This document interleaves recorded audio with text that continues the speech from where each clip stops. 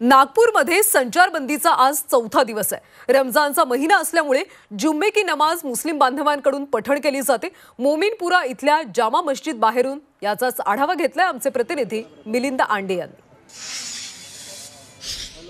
मोमीनपुरा या परिसरामध्ये शुक्रवार आहे, जुम्मे की रातची नमाज आहे आणि त्यामुळे या मोमीनपुरा या परिसरामध्ये जर एकंदरीत बघितलं तर मी सध्या नागपूरच्या मोमीनपुरा परिसरामध्ये असलेल्या जामा मस्जिद या परिसरामध्ये आहे। अगदी मस्जिदीच्या जवळच आहे आणि या ठिकाणी हे संपूर्ण संचारबंदी या ठिकाणी लावण्यात आलेली आहे। मात्र मुस्लिम बांधवांसाठी या ठिकाणी नमाज पढ़ण्यासाठी, कारण की जुम्मेच्या दिवशीची नमाज ही पवित्र असते आणि रमजान सारखा पवित्र महिना या मुस्लिम बांधवांचा असतो, यासाठी जिल्हा प्रशासनाने या ठिकाणी नमाज पठण करण्यासाठी काही प्रमाणात थोडीशी शिथिलता या मुस्लिम बांधवांना दिलेली आहे। मात्र या ठिकाणी पोलिसांचा कडेकोट तगडा असा बंदोबस्त आहे।